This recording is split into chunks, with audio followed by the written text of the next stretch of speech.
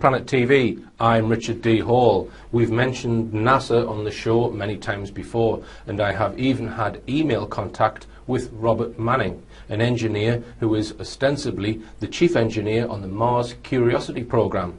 He agreed to answer technical questions about the mission, but then ran away from my questions when it seemed he could not answer them, affirming the phrase that NASA stands for never a straight answer. If you don't believe what I have just said, then please watch this lecture from the link on the screen, which includes evidence that Curiosity may not be situated on Mars and could be in the Canadian Arctic. I am joined today by somebody who has also had communication with NASA, albeit in a slightly more surreptitious method. I'd like to welcome onto Rich Planet Gary McKinnon. Welcome, Gary. Thanks, Richard. Thanks for having me on. All right, then. I think a large number of my viewers will know who you are already and have the outline of your story, which we will go through the basic points of today. Yep. And it started with an interest in UFOs. Can you tell us first, when did your interest in UFOs start? UFOs specifically, well, I was always into stars. Apparently, even when I was 3 years old, I was always asking about the stars and stuff. So I was always looking at the sky from a young age.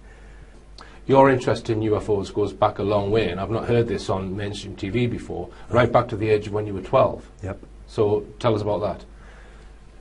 My stepfather, because my parents split up when I was 6 and we moved down from Glasgow to London, my stepfather was an avid science fiction fan, so I suppose that's what really got me into all that sort of stuff. And science fiction, you get interested in aliens and UFOs, and the possibility of life in outer space and contact with other beings is probably one of the most exciting things we can imagine, you know. Mm-hmm. And so I then joined BUFORA, the British UFO Research Association, when I was about 12. It was a subscription-based thing, and you got a monthly newsletter, if I remember rightly. It was a long time ago now. Right, right. All right, so how did you find out about the Disclosure Project? Well, obviously, having an interest in UFOs, when the internet came to Britain in the mid-90s, an incredible resource for UFO information. And so after a while, you do stumble across well, actually, I was already interested in just finding out stuff. But then, was it 2000 or 2001? 2001 was the conference. That's what really got me going, that conference. Right. To me, that was mind-blowing. All these high-level witnesses, you know. Right, because it wasn't widely publicised. No. So how did you know about it when it came about? I think someone else told me, Right.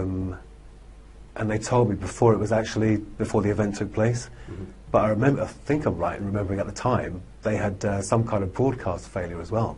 Right. So it didn't reach the sort of multicast internet audience that they hoped it would at the time. Okay.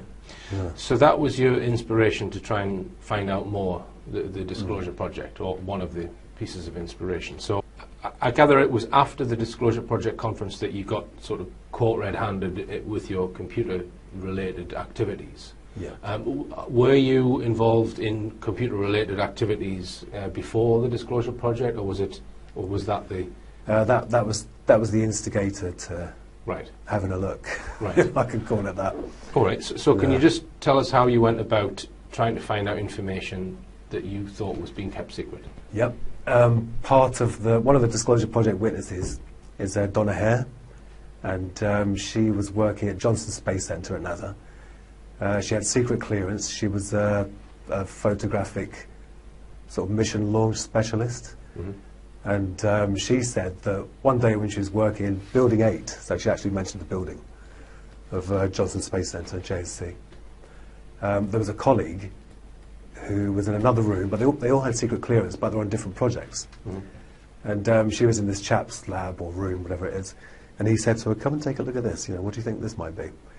And he showed her a picture of a large white disc, presumably a satellite photograph, above the Earth, but not very high above the Earth because there was a shadow on the trees, which Donna Hare didn't spot at first.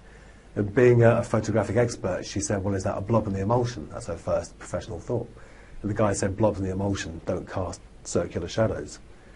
And she basically said that he told her his entire lab was to do with airbrushing out UFOs from high-res satellite imagery from NASA because they're so preponderant around the planet.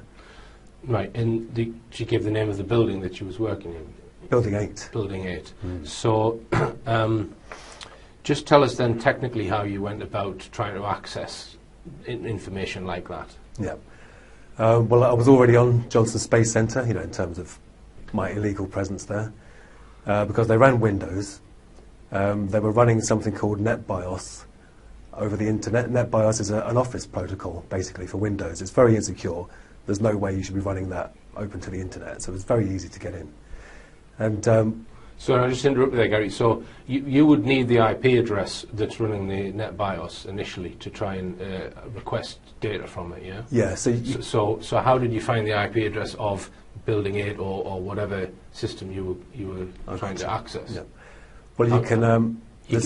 That's publicly available, is it? Oh yeah, there's online services where you can type in, you know, Johnson Space Centre, or the network name, which I think was jsc-nasa.gov, and they give you the whole IP block that they own. Right. And somewhat stupidly, NASA, just like the military and everyone else, wasn't using non-routable internet addresses, like which are safe for offices because they're private. You know what I mean. So this is what you call an internet-facing IP address on a desktop computer. Is that? Yeah, the desktop computers, the main servers. So there was no firewall at all. It's as if so you could ping the computers in NASA on a desk from your own router. Yeah, some of them wouldn't ping, but I'd still probe them just in case they didn't reply to pings, but they were still live machines. Right. So you gained access to a whole raft of computer systems within. Wow. Can I ask you, was it just NASA, or? Oh no, they're all like this. I used that one single method to gain entry to the places I got into. Right, and are you allowed to say which other places you got into, or? Well, I'll say it was the Army, the Navy, and NASA, and the Pentagon. Right, right. And were they all on separate banks of IP addresses? Each of those that you've just mentioned. Oh yeah, completely separate blocks. Right. Yeah. So you knew whether you were trying to access NASA or Pentagon or Army, Navy. They're all in completely different IP ranges. Yeah, but once you're in there, it can get a bit confusing because once you start exploring, there's attached networks, other networks, private networks, and in the end, you're not really sure where you are after a while. But right. All right. So it was quite comprehensive, the sort of amount of access that you had. And I've heard you say that there were other people there who also doing what you were doing. And would you say that you were one of the more prolific people doing that? Did you get an impression, or would you not be able to say? I can't say because I don't know what they were doing, but I did a simple command because when you're on there, at first I was using the command line interface, so it's just a black box. And but you do a command on Windows called netstat, and you can see all the other connections to the same machine. And then you can look up those IP addresses and think, well, God, they're from China, they're from Denmark, they're from Turkey. It's like the whole world was in these machines. And I knew that was wrong because there's no way people from all over the world should be on NASA machines. So they must have all been unwelcome guests like I was. Right. So what period of time from when you first accessed the first system to when you got arrested, what's the duration we're talking? Oh, like 18 months, 2 years. Right. All right. So did you have any feeling at the time that you might get collared for this at all? No, because I thought initially when the security's so lax anyway, I thought, well, if it's that easy to get in, then they probably aren't monitoring properly. Right. So, right. All right. So let's talk about what you saw before we go on to then what happened with the arrest and everything. Yeah. How long was it before you saw anything of any sort of significance? Oh, a long time. Right. Months and months. So did you not get bored with it, or was it always keeping your fascination with what kept you going back if you didn't get anything for months and months? Oh, the promise of possibly finding something. Right. And the fact it was so easy, and I thought at some point this is going to close the store and they'll stop running NetBIOS over the internet. Right. And you won't be able to find blank passwords so easily. Right. And every time you were in communicating with a particular online IP address, would you always know which building you were accessing computers from? No, not at all. Not the physical building. Right. No. Right. All right. So just tell us when you got your first hit, if you like, as regards actually seeing something interesting. The first thing was documentation. I used a program called LAN Search. I think that once you had control over the domain, because you'd get control of domain controllers, so you own the whole network, basically. And LandSearch could actually search all the files and folders on every machine. And obviously it's hard because things aren't going to be called secret UFO data.pdf, are they? So, but I'd scan and look for documents, etc., etc. And I found an Excel spreadsheet that was actually called, or at least in the heading of the column, it said non-terrestrial officers. And I was like, my bloody God, that's just non-terrestrial officers. Non-terrestrial officers with ranks and names, and then a separate sheet with tabs for material transfer between ships. And these were, I mean, I don't remember the names now. It's a long time ago. A lot of people give me a hard time for not remembering the names and stuff, but it was a long time ago. Right. But non-terrestrial officers thought, well, it must be, let's try and cut out all the possible conventional explanations first. I searched for that term. It was nowhere. It was nowhere at all. Now, if you search for the term, you only find links to me and stuff that I've said. Right, I see. So it wasn't a standard thing in the military at all. Right. So I took that to be, they must have a secret space-based... So the non-terrestrial officers, what, it couldn't be astronauts? It could be. I mean, that's the thing. It's up to you how you interpret that, isn't it? Right. But these ships were called USS whatever and USS whatever. So they started with USS? Yeah, so that implies Navy. And I think the Navy do a lot of space stuff, right. The US Navy. And how many officers' names would you estimate were listed, and how many ships were listed? Probably, oh God. I think there was probably one screen full of officers' names. So what's that, 25 rows right, on an Excel spreadsheet? Mm-hmm. And these were low-resolution days as well. So you're talking about 800 by 600 screens, not very big. But the ships was probably, I don't know, a third of the spreadsheet. So estimate how many different ship names you saw? Oh God, maybe 8, 10. 8 or 10. Yeah. And am I right in thinking that you then tried to search for those specific names? Oh yeah. Right, and didn't find a thing. Right, Yeah. so you think that they could be classified... Not the names of the people, the names of the ships. Yeah, but they could be classified secret or top secret names of some sort of craft or ship. Yeah, obviously not public. Right. So. All right, Gary, well, we'll continue this after the break.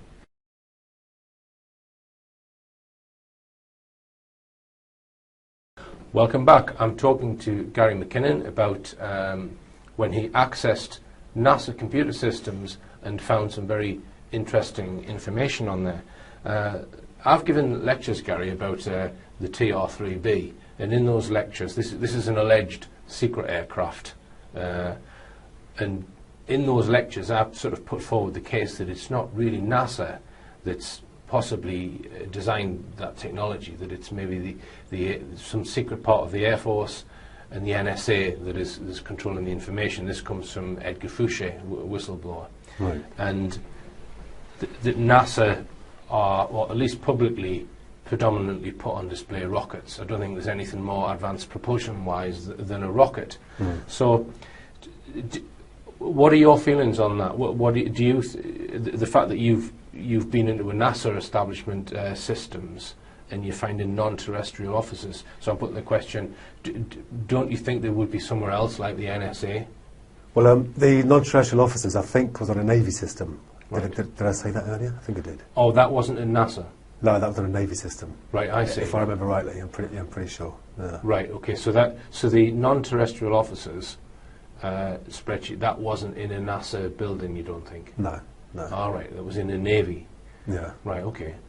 And in the actual ships as well. You mentioned there was names of ships. That was Navy as well. Yeah. So the that spreadsheet. Right. So that wasn't in a NASA folder in Building 8. No. Right. No. I see. All right. So that could explain the question that I've just asked there. So just to stay on this sidetrack, what are your feelings on the Apollo missions? Do you buy into we never went to the moon, or do you have a strong position, or are you open-minded? What's your...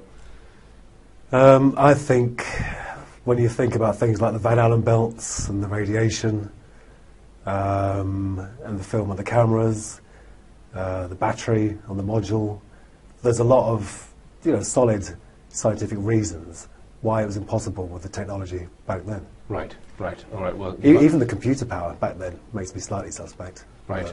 All right. Well, you've answered that question. So you mentioned Donna Hare before, whose colleague was involved in airbrushing UFOs out of NASA images, and this allegedly took place in Building 8 at the Johnson Space Centre? That's right. Right. Yeah. So you accessed computer systems there. Tell me what you found. Because Donna Hare had said it was Building 8, when you're in the command line interface and you type in netstat, Windows has a function where when you list all the machines on the network, there's a comment field, and NASA had used the comment field for standard computer audit information that said this isn't building blah, that this is the serial number, etc., etc. So finding Building 8 was surprisingly easy, And so then I scanned that subnet, so I think it was only 255 machines on the subnet for Building 8. And there they were, all these machines with blank administrator passwords. It was as if when they built the network, they'd used an image and blatted out the image to every machine, because every single machine had a blank administrator password. An administrator gives you full control, so it was ridiculous. In Building 8 at Johnson Space Centre, I found out there were folders called raw and filtered, or processed and unprocessed, and these files were like 200 odd megabytes, 250 megabytes. They were in a proprietary NASA format, and this is in the days of 56k dial-up, so you couldn't download them in like 5 minutes. And I wanted to get on there, find out what I could, and get out quickly. And so I had remote control of the desktop using a program called Remotely Anywhere. And so if you double-clicked on an image, their proprietary software came up, and the image was there. But it wasn't there like that, because it was a slow connection. I turned it down to, I think, 2-bit or 4-bit colour. I can't remember if it was monochrome or just 4-bit colour. And it started, judging down the screen. I think Remotely Anywhere was a Java app at the time. And I only got to see about half or 2/3 of it or something. But it was a hemisphere of a planet, which I assume was Earth, because it was blue and it was cloudy.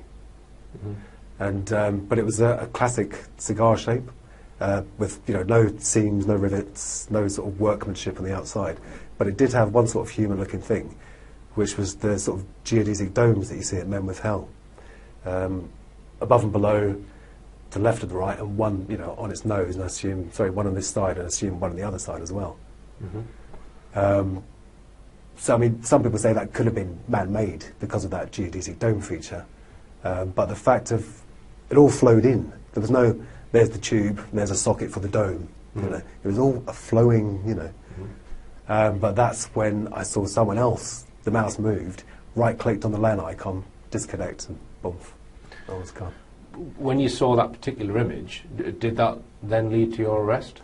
Yeah, because when they disconnected me, they obviously got my IP address, because I was doing a direct connection, foolishly, at that time, because I was getting lazy or cavalier. And it was NASA that contacted BT about the IP address. Then you get the client's address through the police, UK police. So that's what got me caught. Right. So that then started. How many years was the legal battle going on? Nearly 11 years, from March 2002 till October 2012. So the first you found out about it was you got a knock at the door. Yeah. So just explain what happened on that day. Crikey. I'd stopped doing the hacking, if you can call it that, blank password phishing. And I think I'd been playing this PC game called Galactic Civilizations all night till about 3 o'clock. So I'd only been asleep for a few hours. And next thing I know, there's someone saying, Gary McKinnon, in front of me. And I woke up to find a detective, whatever he was, from the National High-Tech Crime Unit, saying you're under arrest for, well, I assume he said hacking into NASA. I can't really remember now. But right. And so did they take you away from your home then? No, the first thing they did was a massive search. They searched my girlfriend, they searched me, they searched the house, they took away the computers, not just the hard drives, they took away all the computers. I was fixing computers for people as well, they took away all of those. Yeah. Right. So did they give you them back? Oh yeah, after a long time. I got back my friends' machines and clients' machines that I was fixing, I got them back within a few months. But I only got my... Oh no, they never gave me back my hard drives because they had evidence on them. Right. So you never got them back? No, because I didn't get time to get a copy of the image, but I got a copy of the non-terrestrial officer spreadsheet, which was on my hard drive, which was encrypted. But I stupidly told them the password. I just fessed up to everything when I got caught. Because they said, oh, you'll only get 6 months, or probably not even that, you'll get community service, you'll be fine. So that spreadsheet that we discussed earlier was on the hard drive that was confiscated from you, and you've never seen it again? No, I'm still trying to get it back. Right, so, which is why you can't remember the names, because you thought you had it stored on your hard drive, right? All right, so as you said, initially they said to you, oh, you'll get some community service or something like this. So why did that then turn into an extradition request and a threat for 60 or 70 years in prison? How did that progress from up the chain? Well, what happened, the NHTCU officers went to Washington, and when they came back from Washington, they'd obviously been extremely impressed by talking to the top brass over there, who'd obviously said, yes, it's a very serious case, he's a very dangerous man. Just like this is the Americans said this? Yeah. Right. Yeah. Well, I'm assuming, because the officers came back with a completely different attitude. No longer was it 6 months or community service, now it was a very serious thing. You know? Right, so they arrested you, they were quite okay with you, confiscated your stuff, then they went out to America to speak to whoever, and then they've come back with a completely different attitude. Yeah, and gave me a second interview. Right. And because I didn't have a lawyer present at my first interview, and I just admitted, because I knew it was all on the hard drive where it'd been, because I'd kept files and stuff, you know. So there was no point saying, no, I didn't do it. So I assumed I should have had a lawyer at first, and it might not have gone on for so long, who knows. But I had a lawyer at the second interview, and they were trying to get me on conspiracy, saying, oh, we saw some of your ICQ chat logs, and we think you may have been working with other people, which I wasn't. And I said, well, no. But I had chatted to people about what I was doing, but I didn't involve anyone else at all. Right. And it was then they started saying, well, it's very serious, you know, it could be a long jail term, the Americans, you know, really want you bad. There's a lot of pressure from Washington on, I don't know, Downing Street or whatever. And were they trying to twist it and say that you'd actually caused damage, even though you were just maintaining a silent presence? Well, this is the thing, there was, it wasn't until I actually saw the American charge sheet where they listed, you know, all the supposed damage. So I don't think the NHTCU mentioned damage to me at first, but they kept on calling it attacks and targets, and I said, can you please not use that language, because it wasn't an attack. I was in there and I was looking around, but I wasn't attacking, I wasn't vandalising, you know. But in order to get the extradition, do they not have to prove that you've done damage? Can they extradite you just based on the fact that you're looking at stuff? This is the thing, they don't need any proof. They just need the accusation, and they need to get your name and address right, and they can take you over there. Right. As it's happened to countless people since me. Right. So. Right. All right. The Americans have come down quite heavy-handed, saying they want you extradited, and the British authorities are going along with that initially. Is that right? Well, no, because the initial arrest was March 2002, and the full ratified extradition request didn't come through till 2005, because our laws. We didn't have this special UK-US extradition treaty in place. We were still going off the 1989 extradition treaty, which required good evidence for the accused offence. So we think they tactically waited. We think they may even have made this law, or certainly included my case in the formation of the law, because even some of the wording of the new treaty, and the spelling was American in this UK-US treaty. It was American spelling, ridiculous. So they waited until 2005, I think it was, to present it fully. And I'd got my first job in a few years, because I couldn't work in IT anymore, obviously, because everyone thought, oh, hands off for a while. And I got my forklift licence, was working in a warehouse, and I got a phone call from my lawyer at work, and she said, they want to extradite you, you're going to stand trial in America. And that just flabbergasted me, absolutely flabbergasted me. I had journalists coming around to the warehouse where I was working, my landlord threw me out of my flat. And already the first time I'd have been arrested, I lost a lot. I lost my long-term girlfriend and the place I was living in, and here it was happening all again. All right, and Gary, we'll continue this very fascinating discussion after this break.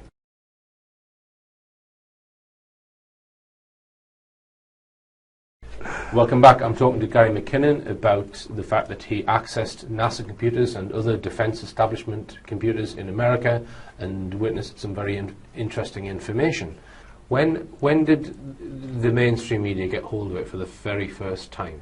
2002, the initial arrest. Right, so that was in the mainstream media? Yeah, there was a peak then. Right, and then another peak in 2005. Yeah. So it seems grossly unfair that they can pass a new agreement or treaty and apply it to something retrospectively, and that was in the wording of the treaty. This is retrospective as well. Right, but they still were attempting to do that. Now, here's another devil's advocate question then, Gary.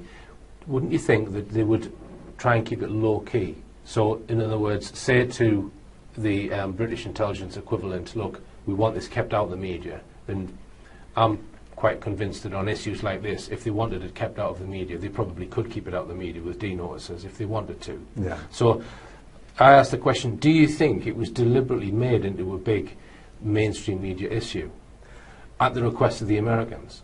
Well, in America, there was no media. They were definitely keeping it quiet over there, or they just hadn't heard of it. Right. But there was almost zero coverage in America. Because here's another possibility, and again, I'm just exploring it as a possibility that they've looked at what you've seen, they've thought, okay, it's not massively damaging, so let's let it out into the media as a, not a diversion, but as a, look over here, we've got other stuff over there. Do you see what I mean? So yeah, well, no, you're right, because also you have to remember at that time, that was, you know, long before Anonymous and all that. That was the growth of hacking, big time, starting in the UK anyway. And it was the first time there was a sort of global awareness that this could be a problem. You know, people like this could be a problem. Mm-hmm. And so I think that there may have been the idea that, well, if we get this one guy and do a great big show trial and make sure everyone knows about it, that'll scare off every other possible person in the future. So yeah, it allows them to be more draconian with their legislation, maybe, by trumpeting one case and making an example of it, rather than making an example of you because you found something sensitive. Yeah. Well, there was one guy, a journalist I don't trust very much, because he never paid me for my interview in the end. I was on the dole, and he said, "Oh, I'll give you 200 quid, you tell me all about your story." Blah, blah, blah. I won't mention his name because it could be libel. But he said that he'd gone over there and interviewed the top brass, and they said that the main thing was embarrassment. But I don't actually believe that. I don't trust that journalist. But one journalist did say that. Right. And other than that, have you got had any other clues as to the reason? That's the only thing you've had? Yeah, as because to the real why they're upset over it. Yeah, I mean, very strangely, the UFOs weren't really mentioned very much in the media. I mean, I did end up being called the UFO hacker, which is good because the Americans were trying to get me called the 9/11 hacker, because it was, you know, they say before, during, and shortly after 9/11, he was hacking into our security, you know, as if I don't know, as if not that I had something to do with it, but as just to that emotional attachment. They use 9/11, even to this day, they use 9/11 to bring emotions out. And, Now, you've done quite a lot of media interviews, Gary. One of them was the Richard and Judy show. You were quite petrified to go on that show, I believe. I was terrified because Richard and Judy were a big thing back then, you know. And I really don't like being on camera, and you can tell I'm nervous even now after all these years. But I had to do it to raise awareness of the extradition treaty, its unfairness, and the fact that I didn't do any damage, and there's no way it should be such a huge thing. Right. No, one thing I picked up on that, because I watched it on YouTube the other day, is Richard Madeley said that your best friend, John Ronson, he made some reference to John Ronson. Yeah. So can you tell us, do you know John Ronson well? No, not at all. He did the first interview, I think, in The Guardian. Right. Yeah, I think that was the first interview. And John Ronson's style is a bit humorous. You know, he doesn't really take his subjects very seriously. He's condescending. Okay, yeah. In my opinion. No, he is. And he did actually put words into my mouth and then wrote them. You know, like when he was talking about the damage, I said, well, I know I didn't do any damage. He said, yeah, but maybe you pressed the wrong button. So I said, well, maybe, but I don't think so. But in the interview, he said, oh, yeah, and Gary said maybe he pressed the wrong button. So that angered me. So, no, we certainly weren't best friends. Right. But, so how many times did you meet him? Oh, once. Right. So on Richard and Judy, I think, I'll need to check this, but I think they described him as your best friend or a close friend. That does ring a bell. Even your staunchest defender, a guy called Mr. Ronson, who writes for The Guardian, John Ronson. I mean, he says that there's no way are you a threat to the American system or the American defence system, but you're just a computer nerd who went too far. That's what he says, and he's your best friend. Is that fair? Right, you say that. So that's really strange why they would say that, because if I was to say what I think of John Ronson now, it wouldn't get broadcast. Right. He's... Well, you can't say it. I can't say it. Well, thanks for clearing that up, Gary, that you were interviewed by John Ronson, Yeah. so that clears that up for me. So you've obviously had a lot of interaction between various officials at the Home Office and other organisations. Just tell me a bit about what you learned about the Home Office, Gary. What I learned about the Home Office was that I think the older crew in the Home Office have strong links with Washington, and they're very eager to please. But I think the younger up-and-coming members are more, Britain is a sovereign nation, and we control what we do. Well, I think they like it to be that way, some of them, not all of them. But I also found or heard that, and this is from a very reliable source, that officials from Washington are walking around the Home Office telling people what to do. Right. Which is just not on at all. It doesn't surprise me, that. And the BBC, you've also got opinions on the BBC? Yeah, I think they were quite unfriendly to me at first. Not because I did a few interviews with the BBC, and I don't think the individual producers, although I did have one fairly unfriendly interview, I can't remember her name now, but I think maybe the executive producers have an agenda to push and didn't like me at first, until they realised the tide was turning when the Daily Mail campaign started taking off, and then thought, well, this looks like this guy might win in the end, so now we'll start being more friendly. But I think if they had their way at first, I think they would have. So what do you think it was that changed then, that went from them absolutely wanting you extradited to then dropping the extradition request? What was the reason for all that? Well, why did Theresa May? Because the request wasn't dropped, Theresa May just refused it. All right, she refused it. Okay. But my opinion of Theresa May is she's not making her own independent decisions. I would guess that Washington have told her to do that. That would be my hunch. Well, that it's not been an independent to America. I heard, again from reliable sources, that at one point there was a plane waiting for me, one of those special planes that go to Turkey and Jordan now and then. All right. And that Theresa May was going to give my extradition the go-ahead. But, because I think they do make individual decisions to a certain extent, right. But obviously they all have advisors. But I think the Home Secretary is a very, very special position, unless you're Alan Johnson, who was rubbish at his job, and he admitted that himself. He said, I'm just a hack politician.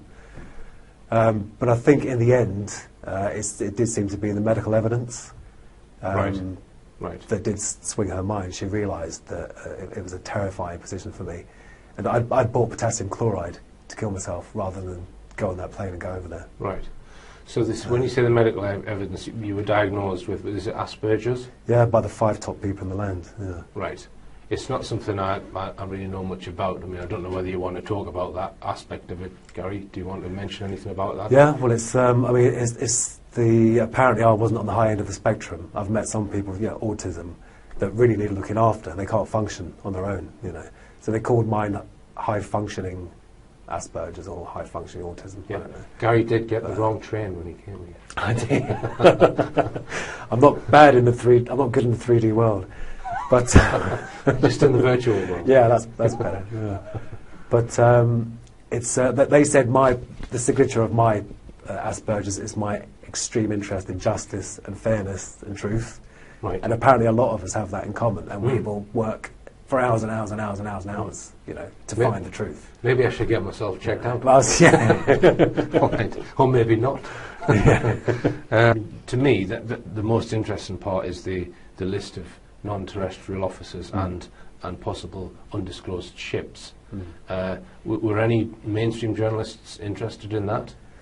No, I mean, they all, after the first interview, they read that and they see, okay, we can ask him about this and that, but they don't go into it like you do. They don't drill down on the detail. Right. They just say, so you were looking for UFOs and you found this, and then they gloss over it. Right. There's no deep interest, really. Right. And I apologise to any interviewers that did ask me, because it's so long ago now, I can't remember. Okay. Right, thank you then, Gary. We're going to go for another break, and we'll continue after this.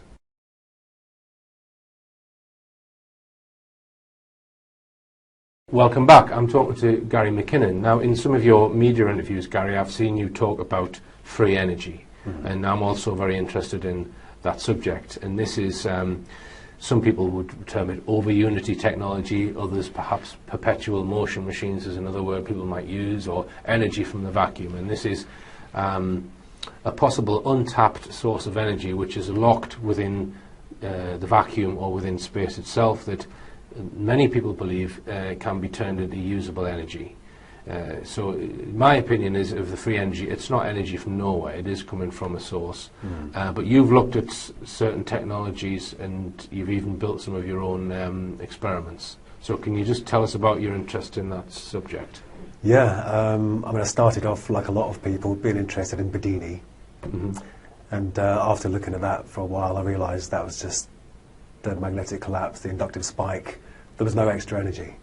So you don't think there's any extra energy in the Bedini motor? No, and I don't think Bedini's ever claimed there was. Right, all right. Yeah. Have you seen any of the videos where they've got two batteries, one which is being charged and the other one is kicking the motor around? Yeah. And it seems to go for months or years, and it will charge the batteries as well. That's the claim. So it's getting energy from somewhere, allegedly. So you would refute that, yeah? Yeah, well, these people need to go to battery university. Using batteries to try and make accurate measurements of power in and power out is just nonsense. Yeah, I would agree that, yeah. So my thought on the Bedini motor has always been, why don't they just use capacitors? Yeah, then you've got an exact storage. For the input and output battery, instead they use capacitors instead. Why can't they redesign it with capacitors? Yeah. And then there would be no room for error. No, a nice capacitor bank, that maybe still the same as the 12-volt car battery. And then, but the one thing I did find that did seem to work was there's a guy called Thane Hines, C. Hines, and he constructed coils in such a way that the rise time lags behind the rotational movement. So normally you get lens effect, and the magnetic field you induce opposes the rotation. Whereas if you can make the rise time lag by the rotation, it actually aids it, because once it's risen, the magnet's past the coil and it pushes it around. And I did my own replication of his coil and got this effect to happen.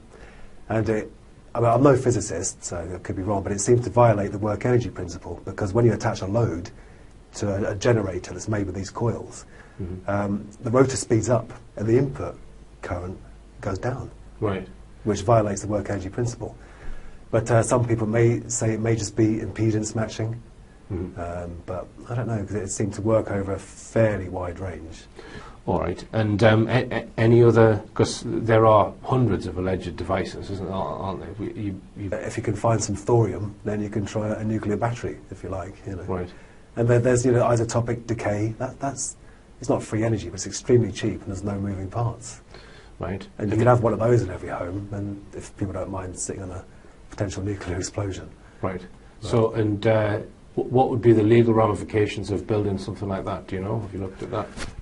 Funny you should ask that, because I watched a video the other day about a guy who was 15 in America, and he scraped off all the radium and the old glow-in-the-dark alarm clocks, and he got the stuff out of smoke detectors, which is radioactive, and some other stuff. And he ended up having the EPA, the Environmental Protection Agency, tearing down his shed and storing it in radioactive lead buckets or whatever. So I think it turns out there's no law that forbids individuals from experimenting with it, or there wasn't then, but there were for corporations. But I wouldn't even experiment with HHO gas, let alone nuclear power. So I'll stick to my magnets and coils, thanks. Right. Right. And what's your feeling on where the energy is stored and how the mechanism is coming from the vacuum, as they say? Have you looked at the physics side of it? Yeah, I mean, they do say, there are these virtual particles popping in and out of existence, and there is this, sea of negative energy. But I'm not a physicist. I'm not highly advanced in maths. So there's a lot of I'd like to understand, but can't unless I invest, 6 months getting my maths better. But even that wouldn't be free, because that is coming from somewhere, and for all we know, that could be affecting something somewhere else. Yeah. We could be taking something from someone that lives somewhere else, for all we know. And if other dimensions exist, which there's no evidence of, you could be sucking something from another dimension, couldn't you? On a common sense level, magnets have a push, don't they? I mean, it looks like kinetic to us, Yeah. And I think the reason they don't work in a normal setup is because of the balance. They always cancel each other out. I think if you can find a clever way of introducing an imbalance to the magnets, like through new metal shielding or something, then you may be able to get rotation without any electrical input. Yeah. So do you think this principle has been mastered and secretized, and they've got it in the secret space program or in other programs? Well, I mean, the bottom line is I don't know. But if you look at, Tom Bearden often quotes like Khrushchev and the Russians talking about their scalar electromagnetic weapons, and we know that the computing power the NSA had in the 60s was huge.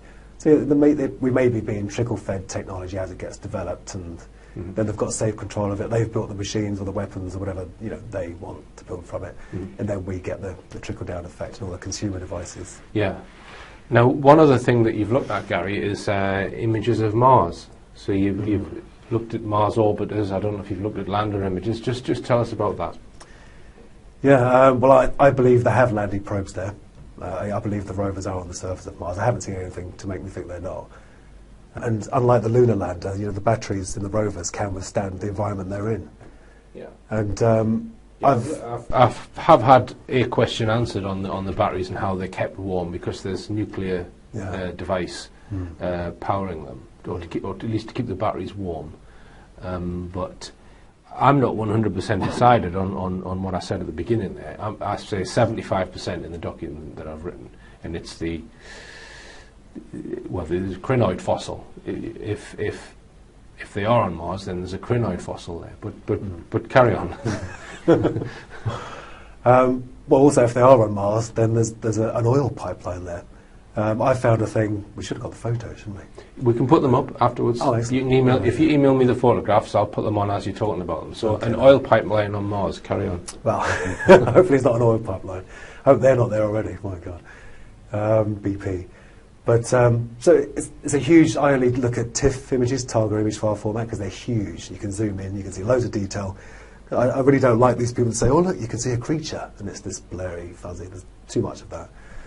So I get these massive resolution files. I pour over every centimetre, and I zoomed into this thing, and it was a perfect cylinder. And you can see, because of the highlighting, that it is curved, and it is a cylinder, pipe shape, coming out.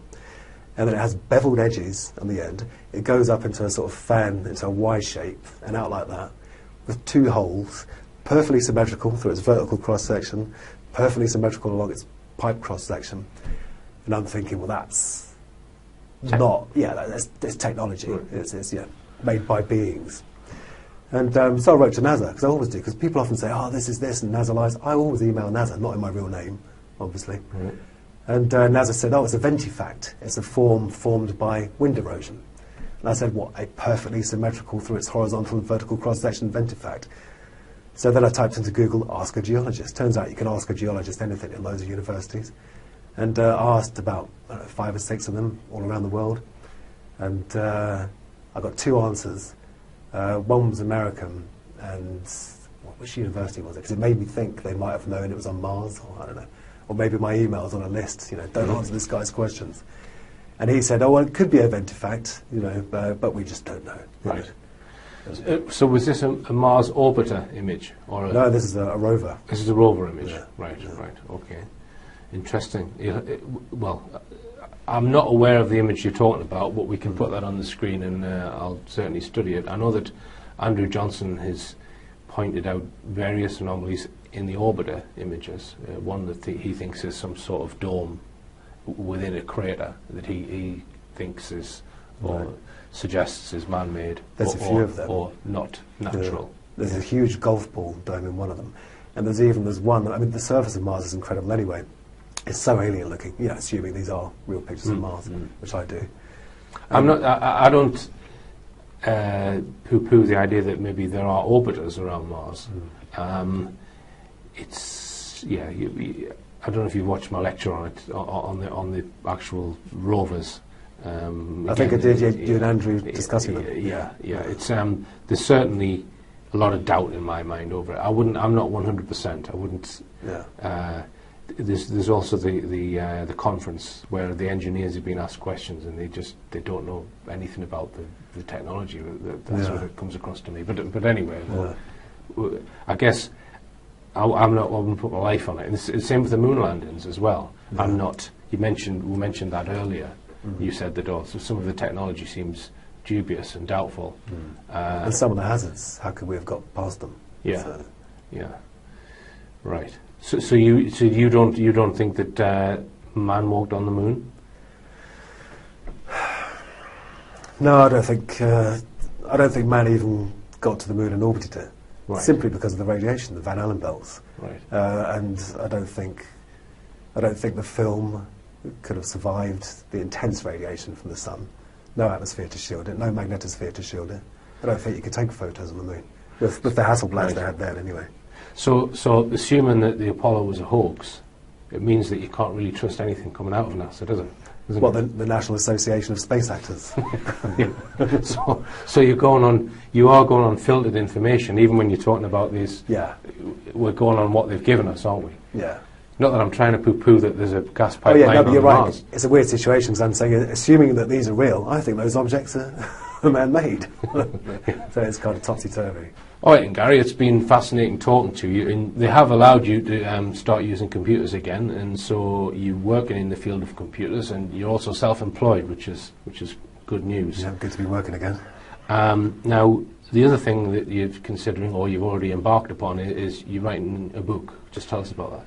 Yeah, I've done about 4.5 chapters, and so it's about half finished. I should finish it by, I don't know, spring next year.